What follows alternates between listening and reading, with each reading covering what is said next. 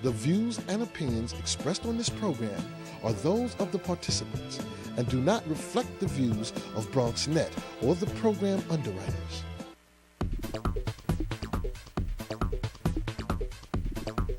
BronxNet. Your voice, your views, your vision.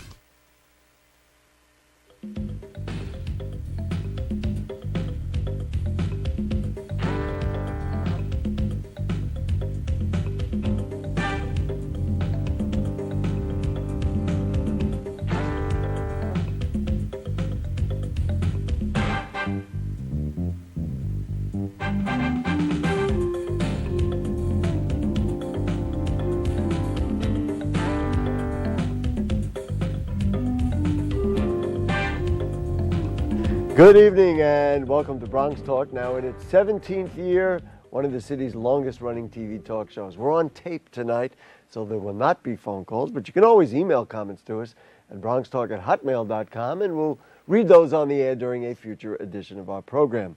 Well, the baseball season has begun, and of course in the Bronx, that's always big because of our hometown Bronx Bombers. Tonight's guest is front and center during many of the games at Yankee Stadium and Citi Field, as he's one of Major League Baseball's official scorers. He's also the author of a new book about the Mets. This one, 162-0, Imagine a Mets Perfect Season. Tonight, we welcome baseball with our friend and resident baseball expert, the Bronx's own Howie Carpin. Always great to have you, Howie. Great to be back in the old haunts, talking some baseball. There we go. Well, you talk baseball all the time. I don't get to do it other than when you're here. So here's the book. It's Imagine 162-0, Imagine a Mets Perfect Season. It's no secret, I'm a big Mets fan. You can see my bookmark, a Rick Aguilera baseball card is right there. Tell me about the book, and let's tell everybody about the book so they know what it's all about.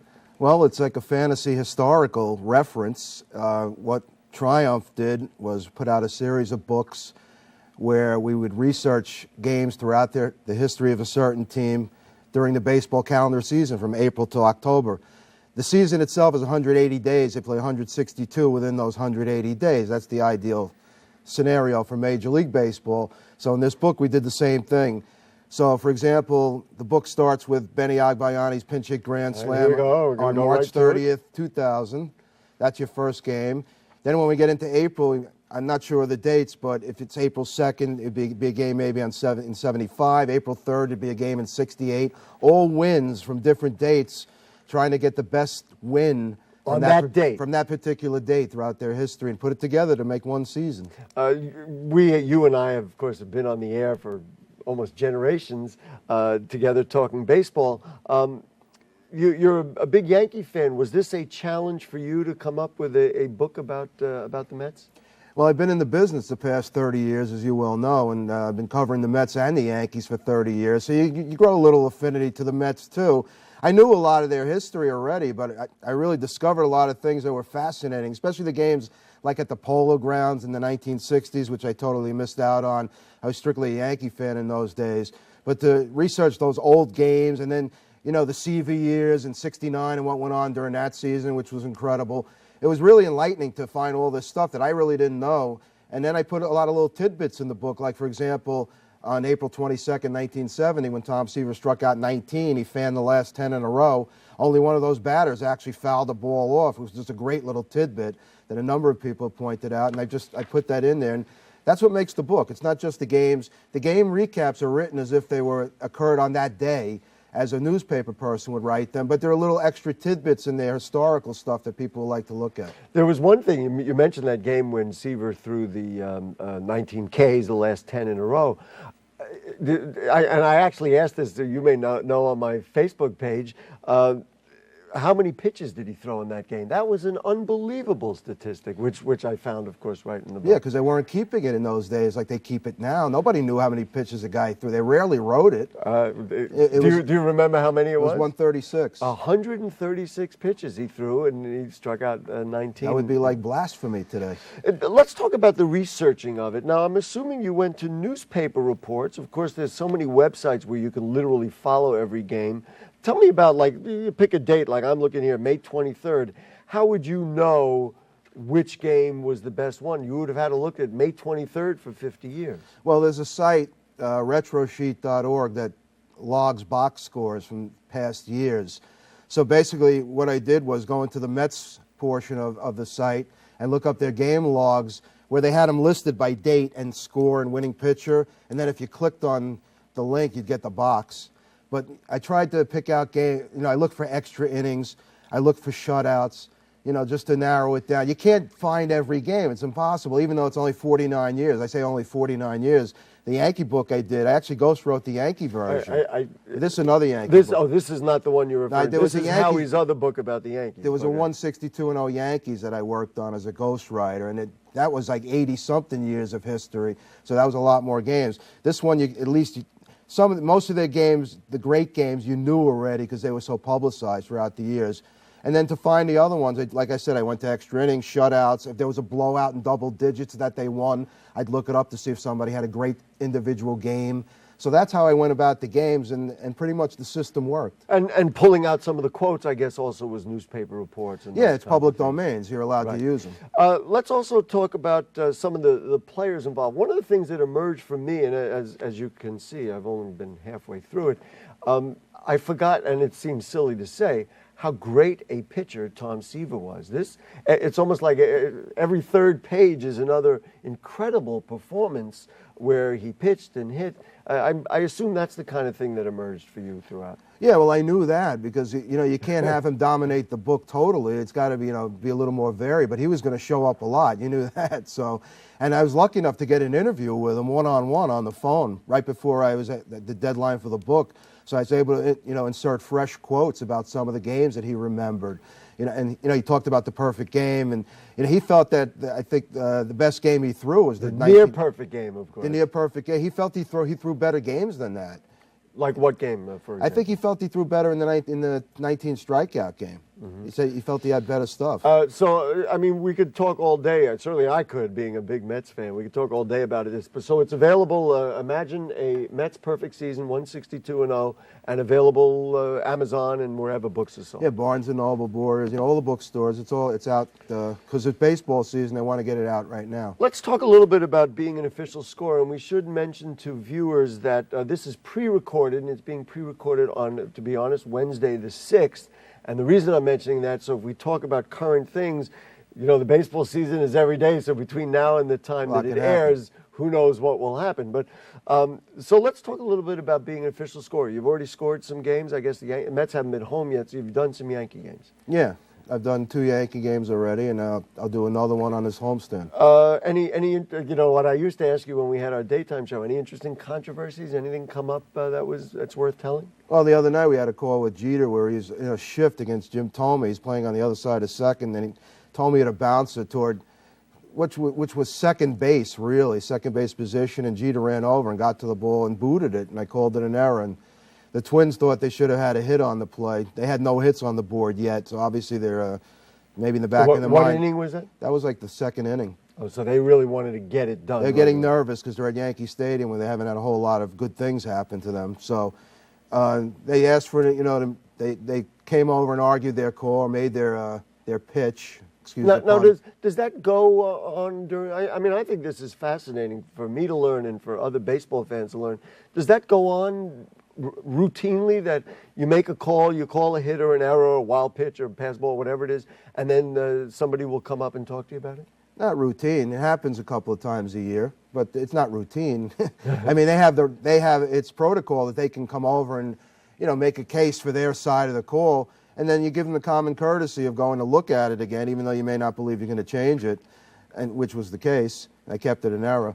But, that's how it works upstairs sometimes with the games and a scorer. Now, and when you say go look at it, now you're still scoring the game. I'm not sure in what context do you go? You can call up a replay, but the TV is running. Well, they set up the replay for you. But I could have waited till the end of the game, but I wasn't going to wait till the end of the game in case there was a no-hitter. You're not going to go over there and change a call. Yeah, right. And by the 8th inning, say, by the way, I'm going to give the guy a hit. Exactly. So you want to get that out of the way right away. Right. So I went over in between innings to a video room that's on the press box level where they set it up and they run it for you. Mm-hmm.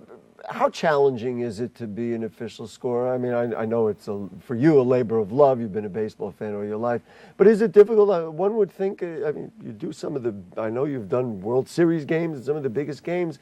A lot is really riding on what you call. Yeah, it's it's exciting because you're part of a major league game and you're affecting the statistics. And then there's the other side of it where you have to deal with the controversies and the close calls and things like that because, people debate the calls. If you're a baseball fan, that's part of the love of the charm of the sport, that you debate everything that goes on in baseball. Like everyone who follows baseball thinks they know it better than the next guy. I mean, that's human nature. So you get people upstairs like in the press box and then you make a call and they disagree with you. And sometimes you hear grumbling and then somebody will have the nerve or at least, the grit to come over and talk to you face to face. Well, I think you would appreciate that more than have people grumbling. You get your jokers in the second row and they make comments, passing comments when they come over and talk to me about it. You want to discuss it? I guess you don't welcome it, but you don't mind when they will. You're not supposed to really entertain everybody's inquiries. PR people, you have to, they're the liaisons, so you deal with them mostly. And some media members you deal with, like. On maybe a very rare occasion, you become part of the story, and then you have to, talk to the media guys, give them interviews and stuff, and things. But you got to watch what you say because you're representing the league. Right. On some levels, I guess, much like an umpire or a referee in football or something, you don't really want to be the story. I mean, it might turn out that way. Yeah, but you're only affecting the statistics of the game. You have no result on the won-loss column, which is some people don't understand that. They associate the two, and they can. I'm only deciding the stats and how the game's reported, basically, by the newspaper and all these websites now that have shown up, because instead of that being an eighth inning hit that decided a game, that could be an eighth inning error that decided a game. So you're essentially responsible for the way the game is being reported as well. So the media guys kind of deal with you closely too. Over the years, the biggest complainers or the biggest gentlemen, anybody you want to talk about in the game on either side? Somebody who's really giving you a hard time? Start with that. Well, I didn't have a hard time, but I had a Derek Jeter, Alex Rodriguez incident. It's actually 5 years ago now. It was a pop-up in the infield, and the two of them converged on it, and it dropped. And this was when, soon after A-Rod came to the Yankees. This is 2 years after. He came in 04. Okay. The friction was still... I can't even remember. I know, it's so long ago. The friction was still there between the two, the rivalry or whatever, and the bad times. So he dropped the ball, A-Rod. So I gave him the error because it looks like he just drops the ball. And then somebody came over to me and said, you may want to look at it. They showed a different angle, and Jeter bumped him from the back. They came together, actually. But you can't see it on the first angle they showed. And I couldn't see it from the box because I'm facing Alex Rodriguez. I see his front. Right, you don't see I don't from see behind. his back. I saw Jeter there. Yeah. Sure enough, Jeter knocked into him, made him drop the ball. By the scoring rules, Jeter has to get the error, even though Alex dropped the ball. Because he bumped into him. Right, but I had to change it after I saw it, which is about an inning later, and Jeter didn't know he got the error. And then I actually spoke to him twice after that game. That's the only time I ever remember him getting, a little annoyed at a call. I'm sure the fans must have been thrilled also to find. I mean, nothing against A-Rod, but Jeter's, of course, a big favorite. Well, they booed A-Rod when the error was made because they were getting blown out by the Orioles. It was a bad day. It was like the eighth inning, and it was 12-2, really ugly game. They were heading to Boston the next day for a big game. So, everything that came together.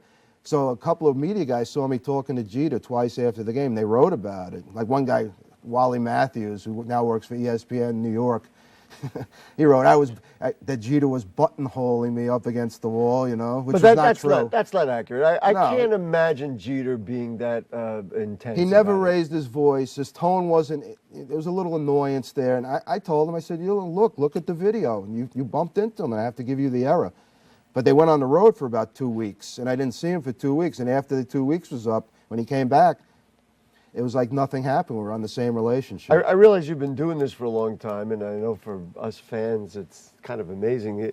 You really actually have something over Derek Jeter. Do you ever pinch yourself and say, I can't believe I'm saying, I'm explaining to Derek Jeter why he got the error?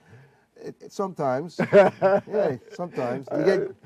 Sorry, Howie. When you see the negative side, it wipes away the little kid awe that you have. I lost that right away when I started covering. And, you're in awe. Being at Yankee Stadium, I walked on the field for the first time. you're in awe of that, when you grow up having rooted for them all that time. And then it wears off after a very short time, because then you see the real side of things. There's another thing that comes out of the book, and the book is dedicated to the memory of Bill Shannon, who was a dear friend of yours and also a baseball scorer. Tell us a little bit about Bill Shannon. He passed away over the past year, and his influence on you and the kind of person he was. I think people inside the game and certainly inside the New York stadiums knew who he was.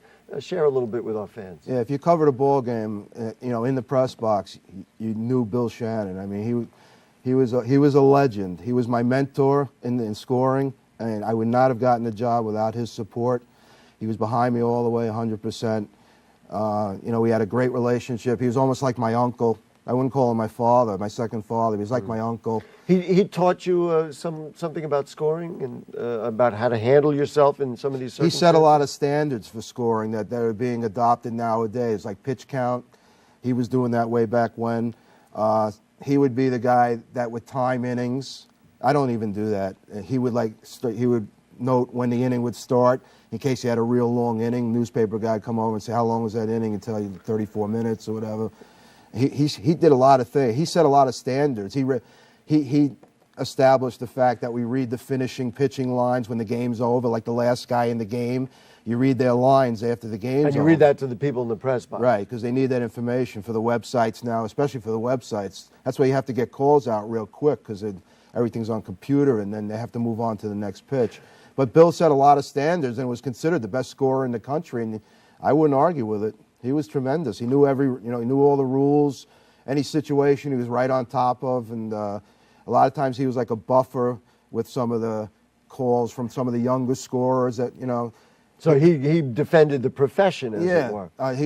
He upheld it to its highest level. And the way that you just described it transforms what people might think. Gee, Howie's in the press box all the time, and he's sitting right behind home plate, the best seat in the house. There's no question about that. Oh, I'm fortunate. I know that. Believe me. But there's an aspect of it too. You've got to really pay attention. I mean, if he's charting the you have to watch every pitch. You can't. Even when a throw just comes back into the infield, you can't take your eye off. What if the guy misses the ball and they advance? You've got to see if it's a throw or the guy catching it for the error. Exactly. You can't take your eye off the game. Let's talk a little baseball as fans, as we both are. Let's start with the Yankees. Certainly around the team and around the stadium, the thought is always that they're going to compete for the World Series. What's your read on so far what you've seen and what your prospects are for the Yankees? Well, I like some things I've seen so far, and there's some things that I'm a little concerned about. They've had this rash of home runs to start the early season, but they haven't shown they can sustain an inning where they get like 3-4 hits in an inning. They haven't done that yet. So I'm a little concerned about that they're going to be reliant on the home run. Obviously, it's early. It's a trend, 5 games in and stuff. But I think they're going to be better than people think. Everyone thinks the Red Sox are such a dominant team. They're off to a slow start. They're coming out of the gate real slow. Mm-hmm. They'll get it together. They're not this bad. As we speak, they haven't won a game, but I'm sure they're going to turn it on. And again, just reminding fans that we're taping on April 6th. So between now and April 11th, when the show airs, gee whiz, the baseball season turns on a dime. And I like the Yankee bullpen, despite what went on last night. Like you just said, we're taping this, but the bullpen blew the game last night. But I like their bullpen. It's going to be strong. And, if they can get some, starting pitching from the back end. Sabathia is going to be there. I mean, he showed it last night. He was terrific. Burnett, he's a key. He's got to certainly be over 500. He can't be 10 and 15 like he was last year. It's a big year for him, A lot of pressure on him. But I think, and of course the Derek Jeter situation, he's off very, very slow, and there are people out there that think he's finished. I mean, it's a little too quick to say he's finished. You got to give him a little time. Well, like any player. Right, sure. Give him 20, 30 games. I know he looks bad right now, but he's not the kind of guy you bury off 5 games. It was going to be one of my questions, and that's Yankee Age. I mean, obviously Pettit's gone, but Posada and A-Rod and Jeter could be shown. I mean, it wouldn't be inhuman for the kind of wear and tear they've had to show some signs. Although A-Rod looks very good at the plate. I haven't seen him swing this well in about 4 years. Really? His bat looks very, very quick. I mean, the other night he turned on an inside pitch. It was amazing. A friend of mine who's a big Yankee fan was decrying the stadium, saying it's just a bandbox. And you see so much baseball. Do you get the sense that, it was kind of constructed to encourage home runs? Well, The old stadium was, you could say, was just like, it's built the same way. I mean, some people think the wind currents are different there. They think balls fly. Last year, the balls didn't fly out so much last year like they did the previous year. Right now, they are. They're going out. I mean, you're getting some pitches that guys can handle. You have a different Mark Teixeira. He's swinging a lot better. So he's hitting a lot of, he hit some, monster shots, Mark Teixeira, when he's on. So he's on right now. You got guys, Posada's swinging pretty good. He's hit a couple of home runs. You want to call it a bandbox? That's the way it is. Both teams have to deal with it. Philly certainly don't play in a spacious ballpark. There's a lot of places like that. It's just the way it is. Pressure from Tampa Bay, or you think really this is going to be Yankees, Red Sox down the stretch? I think there's more pressure from the Orioles. Because you're a Buck Showalter fan. Well, they got a good young team there. They got a lot of good young talent. They've been, they got a couple of pitchers now, and they've got an attitude. I think they're going to be a little dangerous, this team. I think they're better than Tampa. I don't think Tampa's that great. You mentioned the Phillies, of course, again, now that we're taping is the day after the Mets took the first game from the Phillies. What's your read on the Mets? They're going to be as bad as some people have said? No, I actually predicted they would get out of the gate fast and kind of overachieve. They're playing for this new manager. He's a lot of fire. I know all the fans love this fire. I thought they could have went with Chip Hale as their manager. More so than Wally Backman. More so than Wally Backman. I'm sorry, but there's a lot of sideline issues with Wally, and I'm sure it turned off the new regime a little bit, no matter how impressive he was in the interview. I can't tell you things now but I've heard some stories about what's going on, the way he interacts with people, which could be holding him back right now. But I thought Chip Hale was the best candidate. The players respect him. He's excellent on the bases. You could see he's got the baseball instinct. He has the knowledge. Although now that's long gone. You give us a little assessment of Terry Collins. Now, I realize, again, the Mets haven't been in, and you haven't had a chance to be around the team, but what's your assessment from what you've seen? Well, they're going to respond. It's a new voice. It's hard driving. The other guy was so laid back that they became like, blasé at times. And I think they'll respond to this new voice for a little while. Now, whether they're good enough to sustain, they've got a lot of question marks, more so than most teams. Their outfield is shaky in a lot of ways. You got Jason Bay now hurt again with the oblique. Lucas Duda, I don't know if he's going to be the real thing. Beltran, his knees, you don't know if they're going to hold up. So they're real thin in the outfield. You got to hope Angel Pagan stays on the field. Now, Tolley's good behind the plate. He's going to get some hits with guys in scoring position. I thought he should have let him bat the other day. I wouldn't have pinch hit Hairston. But, he's a kid trying to make his way, and you got to see what he can do in these spots. I know you needed the long ball there. There are many questions, maybe none bigger than number 5 at third base and number 7 at shortstop. In the early going, David Wright looks like he's ready to have a big year. Yeah, that's true. And getting over the shortstop for a second, it appears they're planning for his departure. Because I would have had Ruben Tejada as my second baseman. I liked what he did down the end last year. If you saw his bat was developing before your eyes. It was almost like he was filling out physically and getting more strength. Now they're playing him at short in the minors, obviously with the idea that Reyes is either going to walk or they're going to trade him at midseason. If they're in the race, and you can't trade Reyes, and then they're in the race, it's going to be because of Reyes. So it's going to be difficult to re-sign him. So they're caught in a catch-22 with Reyes. But getting over to David Wright, he's very important. He has to have a big year, and he's off to a good start here, and that's going to be important for the Mets. He's a key in that middle of the lineup. He gets things going. If he can be like he was a few years back, when he was that dangerous, it's certainly not out of the question because he's young enough, then the lineup, there's resiliency throughout the lineup. It reverberates. If you think of like a wave or sound wave that breaks out, the way it does when they show it. That's what happens throughout a batting lineup when one guy's hot.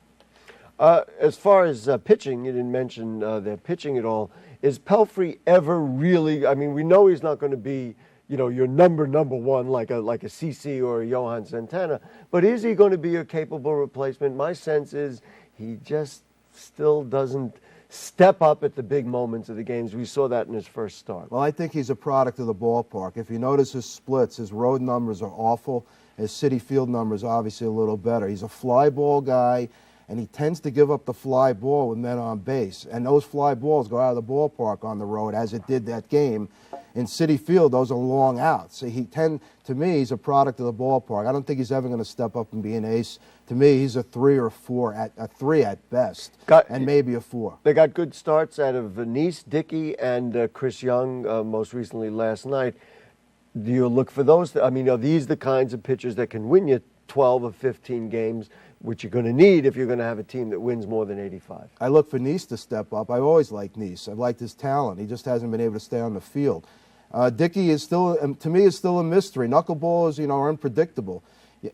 I'll give him this. He's very intelligent about what he wants to do. He knows what he wants to do on the mound. He's pretty smart in that regard, so he can get by like that. And Chris Young, you got to hope he just stays on the field. He can pitch. He just doesn't stay on the field. He gets hurt. The Phillies are obviously, the pitching staff is incredible, certainly on paper, but they definitely have issues in the lineup. I mean, without Chase Utley, it's a different lineup. Yeah, and their right-handed hitting isn't that great. I mean, they lost Jason Worth. So who do they got on the right side? Victorino, and he bats righty. Carlos Ruiz, he's good, but he doesn't dominate a lineup. Guys like that, Placido Polanco, that's their right-handed hitting. Most of their strength is left-handed. So they're going to be, that's why the Mets have their number at times, because they've had those lefties, especially in the bullpen when they had Feliciano, that can nullify their left-handed power. Now, if those guys are not producing, their lineup is very imbalanced, and it's going to cost them ball games. You mentioned Feliciano. What do you make of this little controversy back and forth between the Mets and Yankees? Well, to be honest with you, and this is just an opinion, Cashman was very foolish with those statements, very foolish. But I think it's part of, this is just an opinion, I think it's part of him greasing the skids for his departure.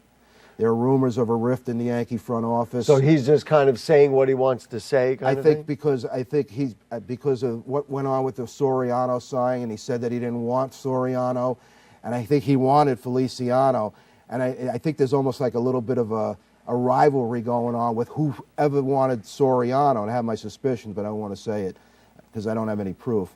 And Cashman signing Feliciano. Now Feliciano's not able to pitch. You knew how they and let me tell you something. The Met pitching coach shouldn't have said anything either, because he made a dumb remark too. He was almost like it was like admitting that we basically damaged the player. In the meantime, you're saying you didn't want to sign him, but you wanted to sign him, and then you're saying, well, we didn't. That's why we didn't sign him. To me, that was as dumb a remark as what Cashman said. It was really foolish. Let's just wind up the show. We'll go back to the book, which people can pick up just anywhere books are sold, especially online at Amazon and everything else. Imagine a Mets perfect season. One of the things that came out, which I did not remember, having been a Mets fan all these years, was I certainly remembered Willie Mays and the famous moment when, his first game that he hit a home run that ended up being the game-winning home run. You documented a game soon after where he made an incredible catch. I didn't realize he hit something like 40 home runs with the Mets. Yeah, me either. So here's something we both learned. Because how long was he there? Was he here, 2 years. 72? A year and a half. Right, a year and a half. And then by the end of 7, and I think our memories of Willie as a Met were in that World Series where really he was past his prime. Yeah. And also, there was another Willie moment before the ball on the wall game when he announced his retirement. I didn't even know that he had announced his retirement before that game. And I didn't get to it yet. I'm not there yet. Oh, that's in September, yeah. So the one where Dave Augustine hit it off the point of the wall. Mays announced his retirement before that game. Wow. They had a big ceremony. I can't wait till I get to it. So Howie Carpin, we can pick that up. And so how do we know what games you're the official scorer? They never really announce it. You can see it in the paper the next day, I guess. Right? Yeah, they don't do that. They don't want your names in the paper. But we can figure 70, 80 out of the 160 games. I'll be there a lot of weeknights. Let's put it that way. So then you'll know I'm scoring. All right, Howie Carpin, always a pleasure to have you with us, folks. As a Met fan, you can't beat it. 162-0. Imagine a Mets perfect season, but for any baseball fan, that one or Howie's book, Yankees Essential, plenty to learn from Howie Carpin. Always great to have you. Great to be here. Play ball! Folks, if you have further comments or questions on anything you heard on tonight's show or anything going on in the Bronx, then email them to us at BronxTalk@hotmail.com, and we'll read those on the air during a future edition of our program. If you want to contact Howie, you send me an email. I'll make sure you get a response. Archives of Bronx Talk available at bronxnet.org. You click Bronx Talk on the right-hand navigation bar. Next Monday night, we'll be back at 9 for more Bronx Talk. Special thanks to our producer, Jane Folloro, to Dina, who helped out today. Frank Reyes is our director today, and the cast of thousands around us in studio and up in the booth. And to you, good night.